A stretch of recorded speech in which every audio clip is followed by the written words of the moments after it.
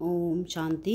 आज 2 मई 2025 के साकार मधुर महावाक्य हैं। मीठे बच्चे, एकांत में बैठ अपने साथ बातें करो। हम अविनाशी आत्मा हैं, बाप से सुनते हैं, यह प्रैक्टिस करो। प्रश्न है आज की मुरली का कि जो बच्चे याद में अलवेले हैं उनके मुख से कौन कौन से बोल निकलते हैं। क्या प्रश्न है आज का कि जो बच्चे याद में अलवेले हैं उनके मुंह से कौन कौन से बोल निकलते हैं। उत्तर है इसका कि वह कहते हैं कि हम शिव बाबा के बच्चे हैं ही, याद में ही हैं, लेकिन बाबा कहते हैं यह सब गपोड़े हैं, अलबेलापन है, इसमें तो पुरुषार्थ करना है। सवेरे उठ अपने को आत्मा समझ बैठ जाना है, रो रिहान करनी है। आत्मा ही बातचीत करती है। अभी तुम देही अभिमानी बनते हो। देही अभिमानी बच्चे ही याद का चार्ट रखेंगे, सिर्फ ज्ञान की लवार नहीं लगाएंगे। गीत है आज की मुरली का, मुखड़ा देख ले प्राणी। ओम शांति। रूहानी बच्चों को समझाया गया है कि प्राण आत्मा को कहा जाता है।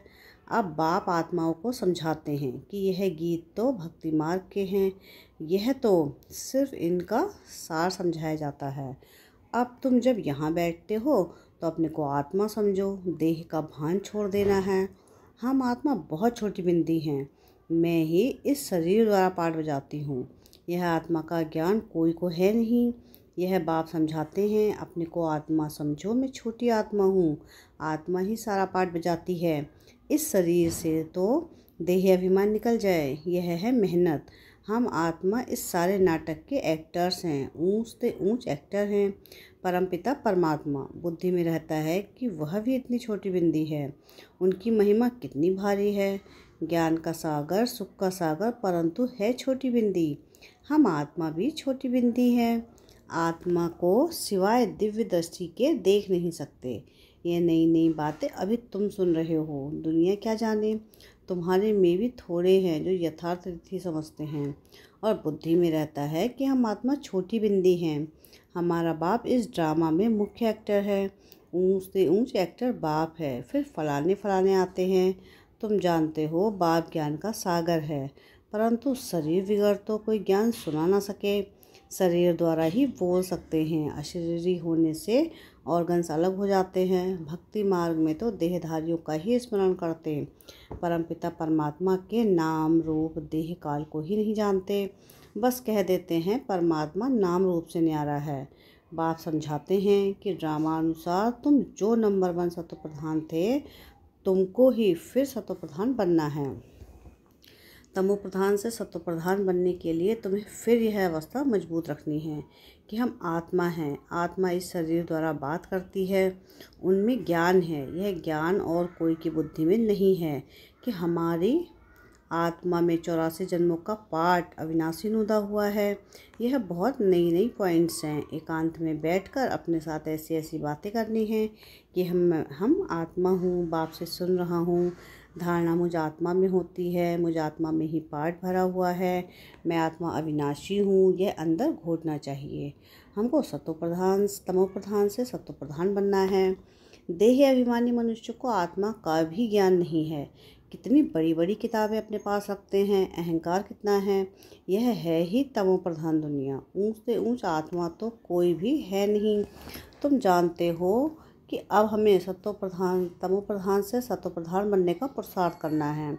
इस बात को अंदर में घोटना है। ज्ञान सुनाने वाले तो बहुत हैं, परंतु याद है नहीं।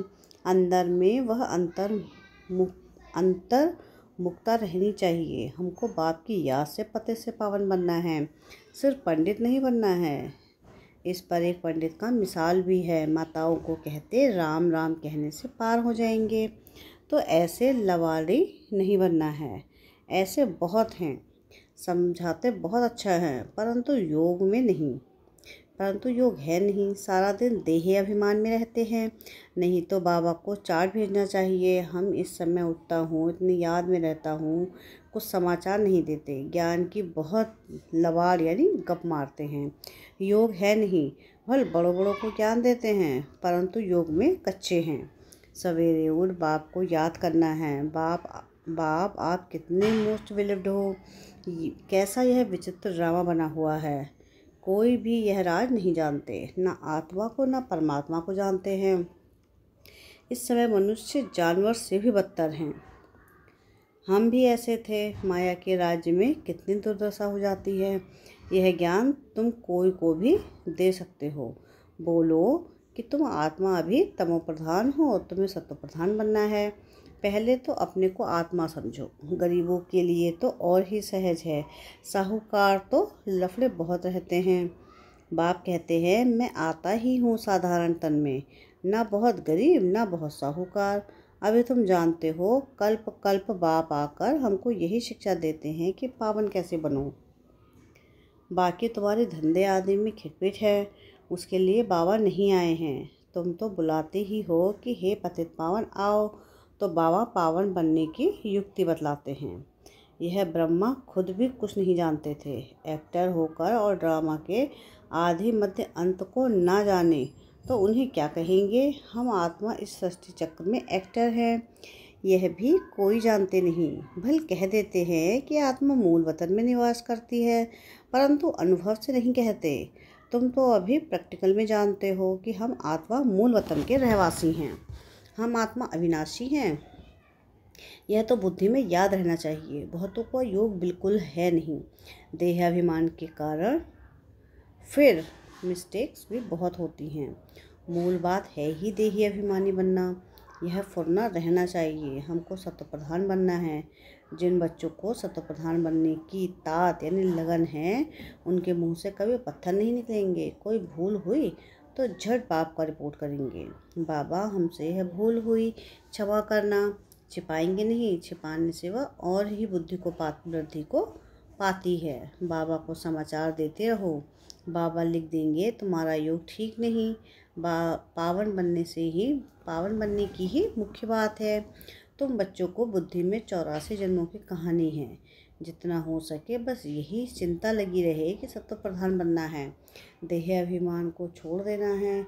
तुम हो राज ऋषि। हठ योगी कभी राजयोग सिखला ना सके। राजयोग बाप ही सिखलाते हैं, ज्ञान भी बाप ही देते हैं। बाकी इस समय है तमो प्रधान भक्ति। ज्ञान सिर्फ बाप संगम पर ही आकर सुनाते हैं। बाप आए हैं तो भक्ति खत्म हो जानी है, यह दुनिया भी खत्म हो जानी है। ज्ञान और योग से सतयुग की स्थापना होती है। भक्ति चीज़ ही अलग है। मनुष्य फिर कह देते हैं दुख सुख यहाँ ही है। अभी तुम बच्चों पर बड़ी रिस्पॉन्सिबिलिटी है। अपना कल्याण करने की युक्ति रचते रहो। यह भी समझाया है कि पावन दुनिया है शांति धाम और सुख धाम, यह है अशांति धाम दुख धाम। पहली मुख्य बात है योग की। योग नहीं है तो ज्ञान की लबार है, सिर्फ पंडित मुआफिक। आजकल तो रिद्धि सिद्धि भी बहुत निकली है, इससे ज्ञान का कनेक्शन नहीं है। मनुष्य कितना झूठ में फंसे हुए हैं। पतित है, बाप खुद कहते हैं कि मैं पतित दुनिया पतित शरीर में आता हूँ। पावन तो कोई यहाँ है ही नहीं। यह तो अपने को भगवान कहते नहीं, यह तो कहते हैं कि मैं भी पतित हूँ। पावन होंगे तो फरिश्ता बन जाएंगे, तुम भी पवित्र फरिश्ता बन जाएंगे। तो मूल बात यही है कि हम पावन कैसे बने। याद बहुत ज़रूरी है। जो बच्चे याद में अलबेले हैं वह कहते हैं कि हम शिव बाबा के बच्चे तो हैं ही, याद में ही हैं, लेकिन बाबा कहते हैं वह सब गपोड़े हैं, अलबेलापन है। इसमें तो पुरुषार्थ करना है। सवेरे उठ अपने को आत्मा समझ बैठ जाना है, रो रिहान करनी है। आत्मा ही बातचीत करती है ना। अभी तुम देही अभिमानी बनते हो। जो कोई का कल्याण करता है तो उसकी महिमा भी की जाती है ना, वह होती है देह की महिमा। यह तो है निराकार परमपिता परमात्मा की महिमा। इसको भी तुम समझते हो। ये सीढ़ी और कोई की बुद्धि में थोड़ी ही होगी। हम 84 जन्म लेते कैसे लेते हैं, नीचे उतरते आते हैं। अब तो पाप का घड़ा भर गया है, वह साफ कैसे हो, इसलिए बाप को बुलाते हैं। तुम हो पांडव संप्रदाय, रिलीजो भी पॉलिटिकल भी हो। बाबा सब रिलीजन की बात समझाते हैं, दूसरा कोई समझा ना सके। बाकी वह धर्म स्थापन करने वाले क्या करते हैं, उनके पिछाड़ी तो औरों को भी नीचे आना पड़ता है। बाकी वह कोई मोक्ष थोड़ी ही देते हैं, बाप ही पिछाड़ी में आकर सबको विचित्र बनाए वापस ले जाते हैं। इसलिए उस एक के सिवाय और कोई की महिमा है नहीं। ब्रह्मा की व तुम्हारी कोई महिमा नहीं। बाबा ना आता तो तुम भी क्या करते। अब बाप तुमको चढ़ती कला में ले जाते हैं। गाते भी हैं तेरे भाने सर्व का भला, परंतु अर्थ थोड़ी ही समझते हैं। महिमा तो बहुत करते हैं। अब बाप ने समझाया है कि अकाल तो आत्मा है, उनका यह तख्त है। आत्मा अविनाशी है, काल कभी खाता नहीं। आत्मा को एक शरीर छोड़ दूसरा पाठ बजाना है, बाकी लेने के लिए कोई काल आता थोड़ी ही है। तुमको कोई के शरीर छोड़ने का दुख नहीं होता है। शरीर छोड़कर दूसरा पाठ बजाने गया, रोने की क्या दरकार है। हम आत्मा भाई भाई हैं, यह भी तुम अभी जानते हो। गाते हैं कि आत्माएं परमात्मा अलग रहे बहुकाल। वहाँ बाप आकर कहाँ मिलते हैं, बाप कहाँ आकर मिलते हैं यह भी नहीं जानते। अभी तुमको हर बात की समझाने मिलती है, कब से सुनते ही आते हो। कोई किताब आदि थोड़ी ही उठाते हैं, सिर्फ रेफर करते हैं समझाने के लिए। बाप सच्चा तो सच्ची रचना रचते हैं, सच बताते हैं, सच से जीत, झूठ से हार। सच्चा बाप सचखंड की स्थापना करते हैं। रावण से तुमने बहुत हार खाई है, यह सब खेल बना हुआ है। अभी तुम जानते हो कि हमारा राज्य स्थापन हो रहा है, फिर यह सब होंगे नहीं, यह तो सब पीछे आए हैं। यह सृष्टि चक्र बुद्धि में रखना कितना सहज है। जो पुरुषार्थी बच्चे हैं वो इसमें खुश नहीं होंगे कि हम ज्ञान तो बहुत अच्छा सुनाते हैं, साथ में योग और मैनर्स भी धारण करेंगे। तुम्हें बहुत बहुत मीठा बनना है, कोई को दुख नहीं देना है, प्यार से समझाना चाहिए। पवित्रता पर भी कितना हंगामा होता है, वह भी ड्रामा अनुसार होता है। यह बना बनाया ड्रामा है ना, ऐसे नहीं कि ड्रामा में होगा तो मिलेगा, नहीं, मेहनत करनी है। देवताओं मिसल दैवीय गुण धारण करने हैं, लून पानी नहीं बनना है। देखना चाहिए कि हम उल्टी चलन चलकर बाप की इज्जत तो नहीं गंवाते हैं, सदगुरु का निंदक ठहर ना पाए। यह तो सद बाप है, सद टीचर है। आत्मा को अब स्मृति रहती है, बाबा ज्ञान का सागर सुख का सागर है। जरूर ज्ञान देकर गया हूँ, तब तो गायन होता है। इनकी आत्मा में कोई ज्ञान था क्या? आत्मा क्या, ड्रामा क्या है, कोई भी नहीं जानते। जानता तो मनुष्य को ही है ना, जानना तो मनुष्य को ही है ना। रुद्र यज्ञ रचते हैं तो आत्माओं की पूजा करते हैं, उनकी पूजा अच्छी या दैवी शरीरों की पूजा अच्छी। यह शरीर तो 5 तत्वों का है, इसलिए एक शिव बाबा की पूजा ही अव्यभिचारी पूजा है। अभी उस एक से ही सुनना है, इसलिए कहा जाता है hear no evil so no evil. ग्लानि की कोई बात न सुनो, मुझे एक से ही सुनो। यह है अव्यभिचारी ज्ञान। मुख्य बात है जब देह अभिमान टूटेगा तब ही तुम शीतल बनेंगे। बाप की याद में रहेंगे तो मुख से भी उल्टा सुल्टा बोल नहीं बोलेंगे, कुदृष्टि नहीं जाएगी। देखते हुए जैसे देखेंगे नहीं। हमारा ज्ञान का तीसरा नेत्र खुला है, बाप ने आकर त्रिनेत्री त्रिकालदर्शी बनाया है। अब तुमको तीनों कालों तीनों लोकों का ज्ञान है। अच्छा, मीठे मीठे सिके थे बच्चों प्रति माता पिता बाप दादा का याद प्यार और गुड मॉर्निंग। रूहानी बाप की रूहानी बच्चों को नमस्ते। हम रूहानी बच्चों की रूहानी बाप दादा को याद प्यार गुड मॉर्निंग और नमस्ते। शुक्रिया प्यारे बाबा, शुक्रिया। धारणा के लिए मुख्य सार है, सार की पहली पॉइंट है कि ज्ञान सुनाने के साथ साथ योग में भी रहना है, अच्छे मैनर्स धारण करने हैं, बहुत मीठा बनना है, मुख से कभी भी पत्थर नहीं निकालने हैं। सेकंड पॉइंट है कि अंतर्मुखी बन एकांत में बैठ अपने आप से रूह रेहान करनी है, पावन बनने की युक्तियाँ निकालनी है। सवेरे सवेरे उठ बाप को बड़े प्यार से याद करना है।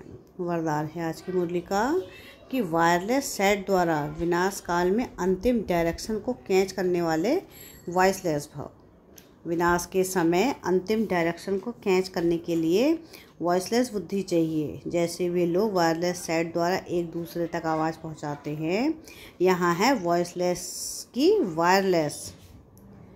इस वायरलेस द्वारा आपको आवाज़ आएगा कि इस सेफ स्थान पर पहुंच जाओ। जो बच्चे बाप की याद में रहने वाले वॉइसलेस हैं, जिन्हें अशरीरी बनने का अभ्यास है, वे विनाश नहीं होंगे, लेकिन स्वेच्छा से शरीर छोड़ेंगे।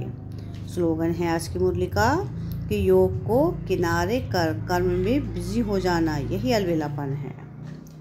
अव्यक्त इशारे हैं, रूहानी रॉयल्टी और प्योरिटी की पर्सनैलिटी धारण करो।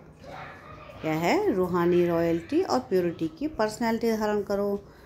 प्योरिटी की रॉयल्टी अर्थात एकव्रता बनना। एक बाबा दूसरा न कोई। इस ब्राह्मण जीवन में संपूर्ण पावन बनने के लिए एकव्रता का पाठ पक्का कर लो। व्रती में शुभ भावना शुभकामना हो।